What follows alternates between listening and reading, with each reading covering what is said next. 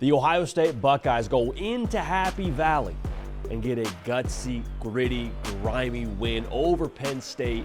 A lot of talk in this spot around James Franklin, around Ryan Day, and whoever lost. Now there's going to be a lot of things said about their job and what they were going to be at their school in the future. Ryan Day today does not have to deal with that. Like I just mentioned, Ohio State finds a way to win. Final score 20-13 Buckeyes. We'll break it all down right now. But first, thank you to all you wonderful Ohio State Buckeye fans that have subscribed to the On3 YouTube channel recently. Y'all had a lot of y'all now. Glad to have y'all. Buckeye Nation, glad to have y'all dialed in. If you haven't yet subscribed, now is the time. Appreciate you in advance. So, Ohio State heard all week long everything that was said about them coming out of the Nebraska game. And what was being said? All the chatter was, well, I don't know about the offensive line, man. I don't know if they're going to be able to have that physical mentality up front. And, hey, going on the road, it's a good Penn State defense. I mean, Will Howard, we're going to have you make your money this game, brother. Will Howard did make his money to some extent. We'll talk about that in a second here.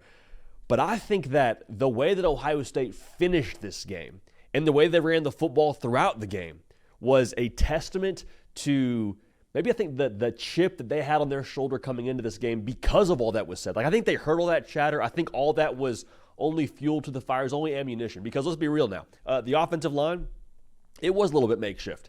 Things aren't perfect up there right now. They are trying to figure some things out. But to be able to run the football for over 4 yards a carry, over 170 yards on the ground against, again, a good Penn State defense on the road, and they got to have it kind of spot, I think that says a lot about just the overall physical edge this team still has. I think it says a lot about what they have in that backfield. Everyone was just forgetting and excusing the fact that Quinshon Judkins was still there. Travian Henderson was still there. They can make you miss in space. They get north-south in a hurry. They're on scholarship for a reason. They get NIL dollars for a reason.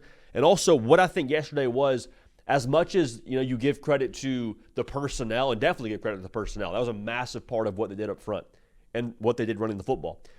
What we saw yesterday to me was a Chip Kelly masterclass. Like, Chip Kelly got out the paintbrush, got out the canvas, and just had a work of art. And we said it during the week, actually, on my socials at Jody PicKell, Twitter, Instagram, the day before. Made a prediction. I said we're going to see Ohio State run the football at a high level. We're going to see them run the football outside the tackle box. And they did that. You saw a lot of pitching the ball out on the edge to Travian Henderson and Quinshon Judkins getting north-south. And when that happened now, after they gashed Penn State a few times, what happened? Penn State adjusts, widens out their defensive front a little bit. Chip Kelly sees that, says you want to try and get wide with us. That's fine. I see a lot of space underneath. Let's get north-south in the interior. And again, credit the offensive line for Ohio State. They did that, and they imposed their will. Think about how they finished the football game. Big fourth down stop on the goal line by the Buckeye defense. Ohio State gets the ball back on their 1-yard line. And I'll be real here, they probably could have scored again on that drive had they so desired. But they finished with the football, running the ball downhill, and again, making a point to the Penn State defense, like, hey, we are not going to just sit here and take this. This is not a team that's just going to stay stagnant from one week to the next. They take pride, I believe, in their physical edge. And they take pride, I think, in what was out there on that field from a product perspective, physically, yesterday in that noon kick. So you ran the football, and then what happened? You had the misdirection game. You had the passing game out of tight formations. Again, Chip Kelly, I thought, was just a step ahead the entire game. Now, coming out of this thing, I think there's going to be a lot of folks that are maybe on the more pessimistic side of things. They're going to look at that game and say, well, it was sloppy. Will Howard, the fumble into the back of the end zone and the interception to start the game. I got news, man. This is college football. It's never perfect. It's never pretty.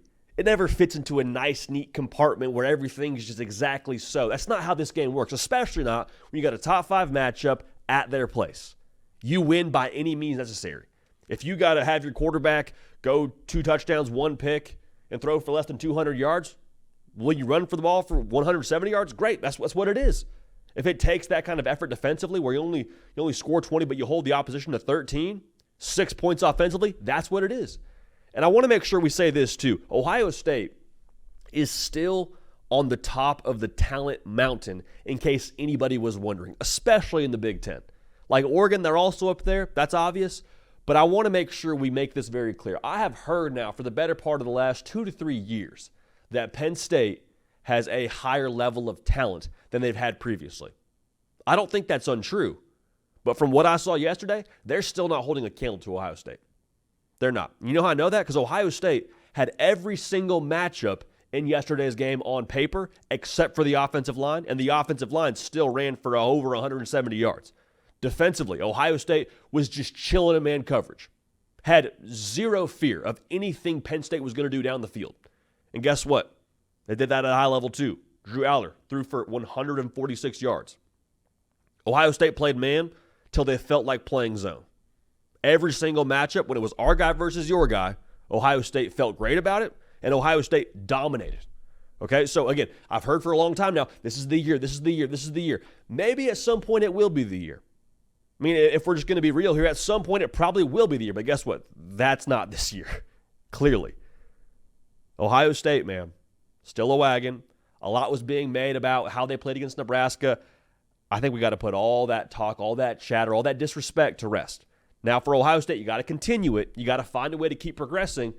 But just the overall grit and the guts. Will Howard said afterwards, again, he had to go back and watch the film, so I'll be curious to hear if he still feels this way. But he's like, hey, I played my worst game of the season.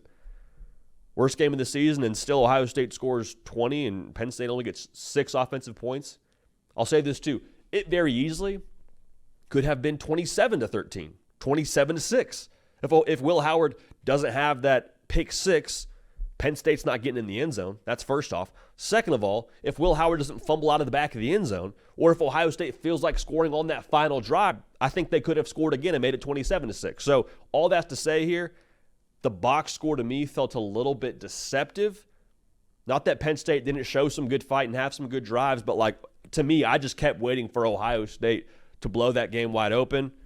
You'll take a touchdown win over a top 5 opponent at their place any day of the year and twice on Saturday. So Ohio State now looking like they will be in great position for the Big Ten title game. Obviously, the Indiana game is going to be massive. I can't wait to see that one. But this was a big hurdle to clear. If you had any doubts about Ohio State and where they stood in relation to the rest of the college football landscape, I think those worries have been probably put to rest. They're still right there at the top. Make sure to subscribe. Follow me on Instagram and on Twitter at JDPicKell. Want to hear from y'all there and hear your thoughts on what you saw from Ohio State yesterday. Hey, appreciate y'all. Love y'all. Going to keep this party rolling, and we will see y'all